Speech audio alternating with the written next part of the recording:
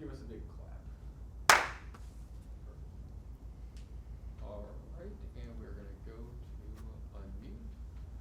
All right, ladies and gentlemen of the media, we have Cardinals catcher Andrew Knizner joining us. If you have a question, please use the hand raise function, and we will start with St. Louis Post-Dispatch, Derek Gold. Mr. Knizner, how are you doing? Good. Good. Can you tell us about your homework assignment over the offseason and what you did with Jamie, watching games, talking through scenarios, and just how much time you spent to kind of get that experience virtually? Yeah, I had a bunch of homework assignments. I worked on a lot of stuff. That's just one thing to add into my off-season preparation. What I did a lot is try to speed up that game management experience and watch various games, 7th, 8th, 9th inning of close games. Try to pick up on how other catchers are calling games and different scenarios that may come up. So the more I can watch, the more I can learn. Something I did was I'd reach out to all the pitchers in our rotation and in the bullpen and talk to those guys, checked up with them, make sure their bullpens were going well and all that. So that's another thing that I did in addition to go ahead and just getting ahead with scouting reports with starting with the Reds and Marlins, two teams are going to play to open up the season. So just trying to get ahead of the curve a little bit and get prepared.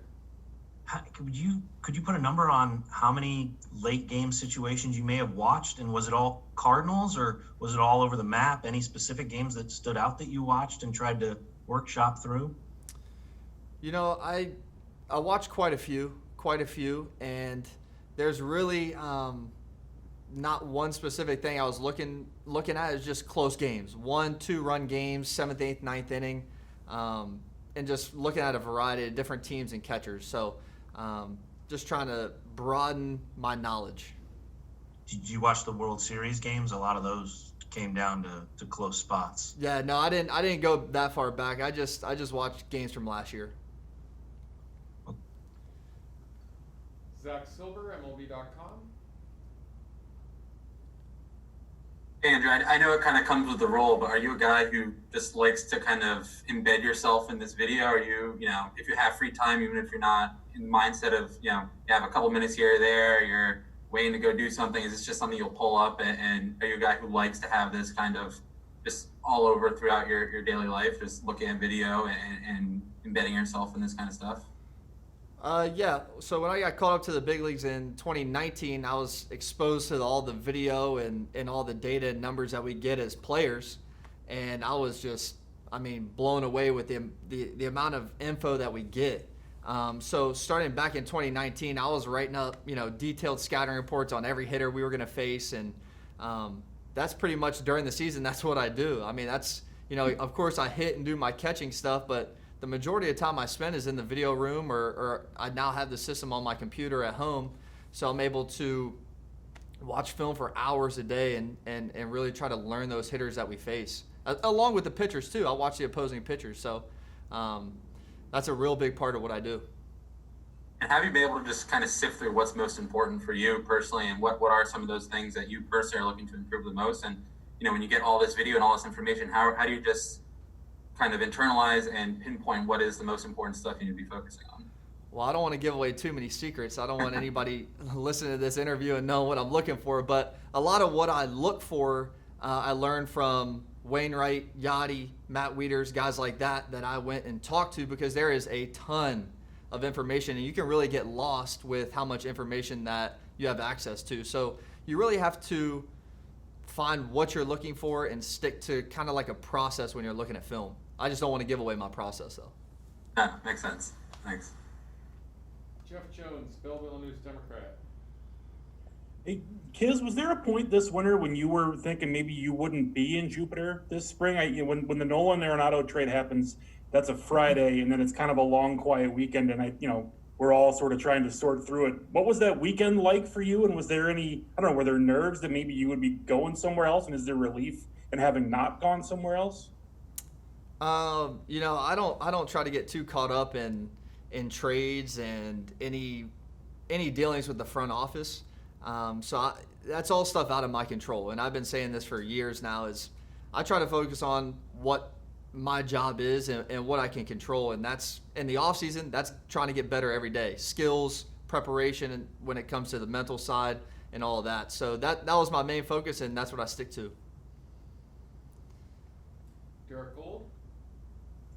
So, kids, you kind of touched on it there. What's the setup you have when you're watching these games? Are you at your computer, at your home computer, watching them, and then do you pause it and think through the options, then see what they do, and then kind of talk maybe with Jamie about what happened? What's kind of the process of this instruction? So, are you talking with the watching some of the game film and working situations? Yeah, or anything else. Yeah. So with the situations, I'd watch the game. I'd watch it through just like almost like as if I was a fan just watching the game, and then I'd watch it back and be a little bit more technical with what I'm looking at, the way certain catchers are calling pitches, what's going on in the game, and it kind of like almost as if I'm looking at it as a manager, how I would manage that game. And then we would discuss after. As far as it comes to watching game film, that's kind of, it's a process I've developed over a couple years now. And, I have my iPad, my computer, and I just I'm real technical with the numbers and stuff. I studied engineering in college, so I like numbers and looking at numbers and hot zones, cold zones, stuff like that. So I have my process and I stick to doing it that way, sticking to the numbers. You kind of have like two screens up, one with like the statistics and then one with the video, so that you can kind of overlay them in your mind kind of. Yeah, the approach. statistics, the system we use is incredible. It's got, you can pull up like any pitch like in the last 20 years and watch the video to it, get the outcome. It's really an incredible system. And like I said, you just have to be kind of precise and kind of short and sweet when you're looking at that film and at the numbers. Can you create instincts by watching and not doing? Like, can you develop instincts as a catcher, which is really a lot of that position, by watching others do it and not doing it yourself? I think you definitely can. I think baseball's a game where every play is different, every game is different, every inning's different, every pitch is different, and the more you can see different scenarios and different outcomes and think, I think the big thing is thinking along with each play, each pitch, then you're able to remember certain things like, okay, in that scenario, this is what happened. I want the same result or a different result, and then call a pitch or do something along the lines of that to change the outcome or keep the outcome the same. So I think you can definitely learn from watching. I think it's just experience, and it all goes back to the preparation. I mean, the more you're prepared, you're going to be better at doing anything. This is kind of a tough question, but can you think of something that you picked up in this past winter that maybe you didn't know going into it? I think there's a lot of stuff when it comes to pitch calling, and I've had this conversation with Schulte and with Yadier. Everybody has their own style. Every catcher is different. They call a game different. But a lot of it comes back to sticking with the pitcher's strength, especially 7th, 8th, 9th inning when you got guys in there that, have a good fastball, have a good slider. You stick with that stuff and you don't try to get cute. You just attack those hitters and really just get after it. Jeff Jones. Thank you. Kiz, does this spring have a different feel for you? Each of the last 2 years, Wieters got there pretty early in spring 2 years ago. He was obviously already there when you all arrived last year. This year, I mean, not to disrespect Tyler or Ollie at all, but this sort of feels like it's your job now to be the other guy behind Yadier on the big league roster and to have that spot. Does that make the spring feel different for you? Does it let you get maybe deeper into that preparation, knowing that, okay, I'm going to go out and show what I can do, and then I'm going to have maybe a clearer path to the roster than maybe existed when you had somebody else there? Well, I think this is, in life in general, nothing's a guaranteed. Nothing's, you're not just going to be given a spot. I think everything, especially with the Cardinals organization, is earned through performance, preparation, and just working hard, work ethic. So, like I said, I'm not going to change my process, and I'm going to stick with going out every single day, competing for that job, and working hard and getting better. Anything final questions for Andrew?